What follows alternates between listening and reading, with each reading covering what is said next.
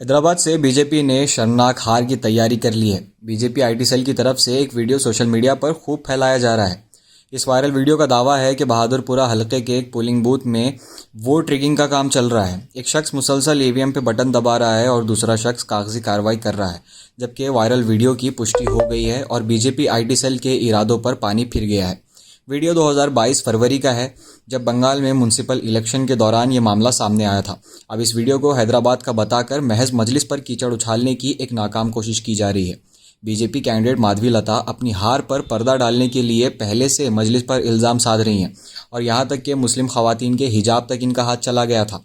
अब उससे भी इन्हें इत्मीनान नहीं मिला तो ये मजलिस के खिलाफ प्रोपेगेंडा फैलाने की पूरी कोशिश कर रहे हैं, मगर झूठ का सहारा लेकर अवाम को गुमराह करने के इनके इरादे कभी पूरे नहीं होंगे। वायरल वीडियो की सच्चाई क्यू न्यूज़ जैसे चैनल्स कर चुके हैं। अब आप सोच सकते हैं कि बीजेपी अपने दामन में कई दाग समेटे मजलिस पर कीचड़ उछालने के लिए किस हद तक जा सकती है। आप ऐसी अफवाहों से होशियार रहिए। इसीलिए मैंने कहा था कि हैदराबाद से पतंग, तेलंगाना से बीजेपी खत्म। अगर आप ये समझ रहे हैं कि तुम्हारे बोलने से मैं खामोश बैठ जाऊंगा, नहीं खामोश बैठूंगा। हमारी भी इज्जत नफ्स है। हम यहां पर जो चलकर नहीं, कोई मैदानों में बागों में चलकर नहीं आए। यहां पर मुमताज खान बैठे, एक नहीं 3 बार पुलिस मुसल कसी उनको, लोग नहीं जानते। अहमद पाशा कादरी बिदर की जेल में थे, पुलिस ने मुझ पर लाठियां बरसाई, गोलियां चलाई, 6 फीट के फासले पर गोली मुझ पर चलाई गई। आप ये समझ रहे कि हम लोग एंटाइटलमेंट की पॉलिटिक्स करते? नहीं करते। हम मेहनत करते, जुस्तजू करते, इल्जामात का सामना करते, मैदान में रहते, अवाम के दरमियान में हजारों की भीड़ में चलते। हम खाली डाइस पे आके हाथ हिला के नहीं जाने वाले हैं। हम लोग पैदल दौरे करते, गर्मी में धूप में चलते। हम क्या बात कर रहे हैं आप?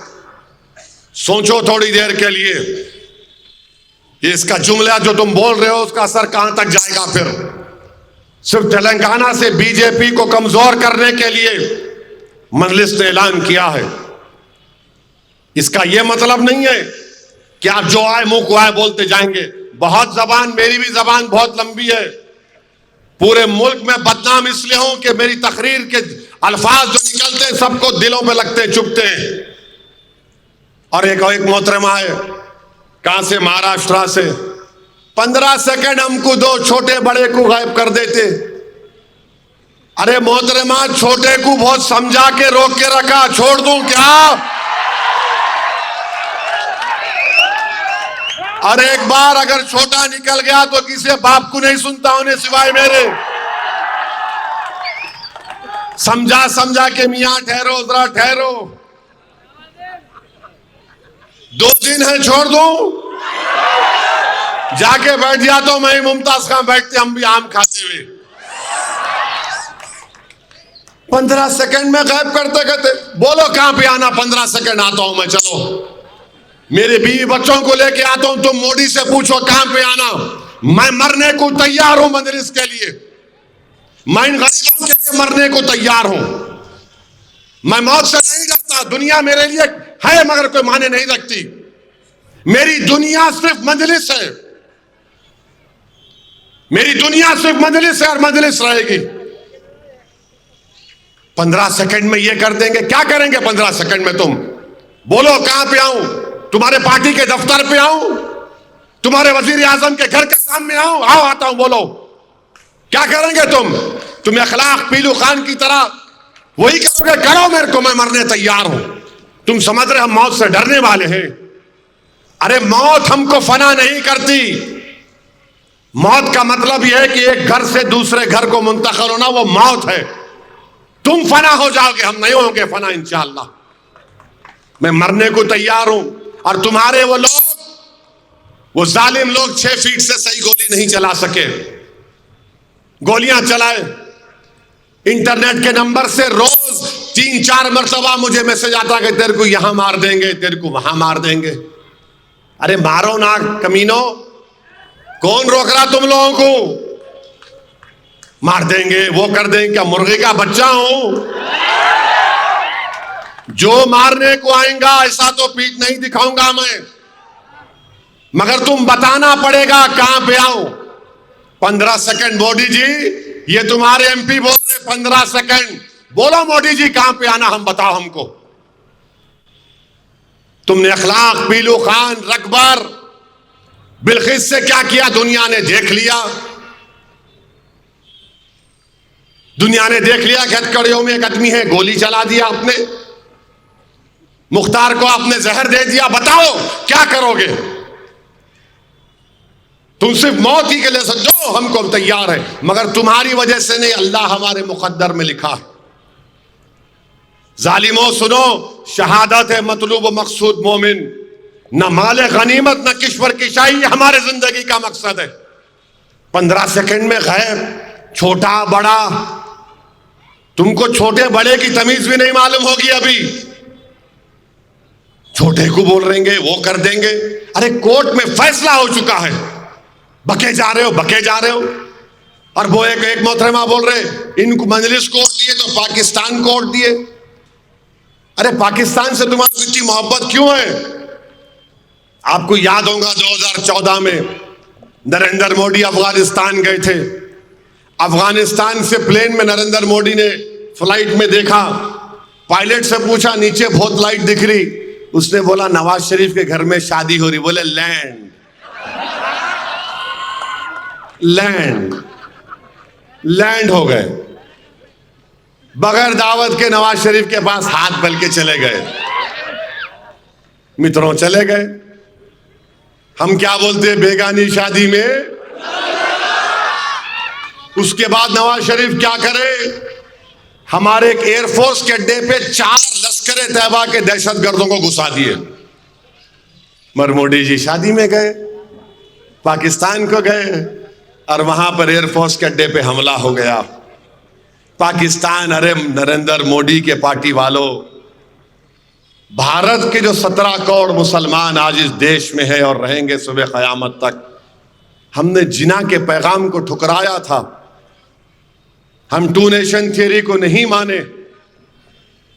आपकी आइडियोलॉजी के श्यामा प्रसाद मुखर्जी और जिना ने मिलकर हुकूमत बनाई थी। शर्म नहीं आती आपको कि जिना के साथ श्यामा प्रसाद मुखर्जी ने गवर्नमेंट बनाई थी, जब पूरे मुल्क में क्विट इंडिया का नारा लगा।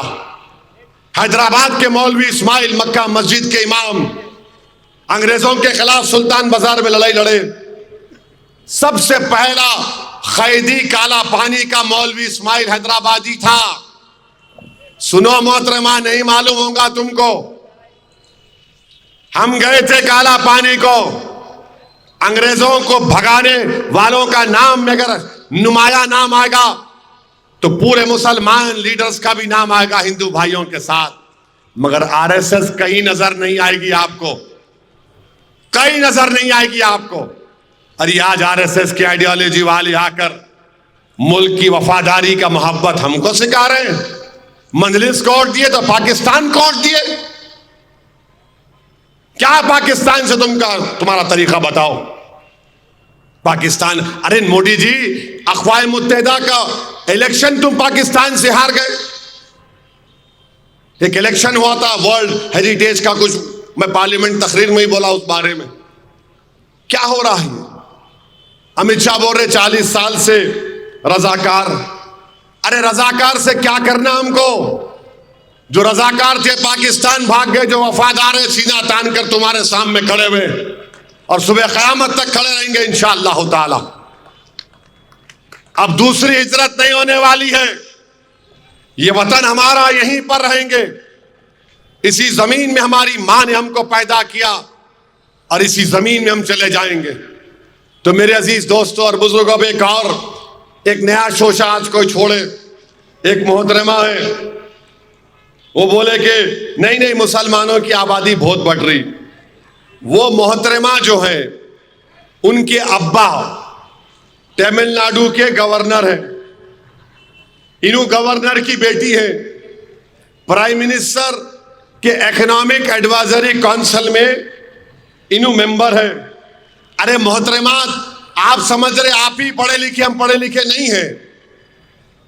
यकीनन मेरे चेहरे पे दाढ़ी है, सर पे टोपी है, मगर कोंचम मेरे को भी आता। नेशनल फैमिली हेल्थ सर्वे 2019-20 मुस्लिम खवातीन का टोटल फर्टिलिटी रेट 2.36, हिंदुओं का 1.94, कम हुआ है फर्टिलिटी रेट, 20 साल में बहुत गिरा है। दूसरा, सेंसस क्या बोलता है? सेंसस ये बोलता है कि जो मुस्लिम पॉपुलेशन 36.02 था 91 में, वो गिर के 24.65 हुआ है। मोहतरमा, आपको नजर नहीं आता ये? बोलने का अच्छा, बीजेपी क्या चाह रही है? मुसलमानों की आबादी हिंदुओं से बढ़ जाएगी। नहीं, 2101 में नहीं 2061 में हिंदू पॉपुलेशन स्टेबलाइज हो जाएगी। कितने पे? 74.7% पर। और उसके 40 साल के बाद 2101 में मुसलमान आबादी स्टेबलाइज हो जाएगी 18.86%। क्यों झूठ बोलते मोहतरमा? मोदी को खुश करने के लिए बोले जा रहे हैं। अरे ये गवर्नमेंट का डेटा है, मेरा नहीं है। तुम्हारे बाप तमिलनाडु के गवर्नर हैं और तुम प्लेजरिज्म करे अपने थीसिस में। बोलने पे आ गया तो सबका खोल दूंगा शिजरा यहां पे, मगर ये बदनाम करना। तो बहरहाल मेरे अजीज दोस्तों और बुजुर्गों,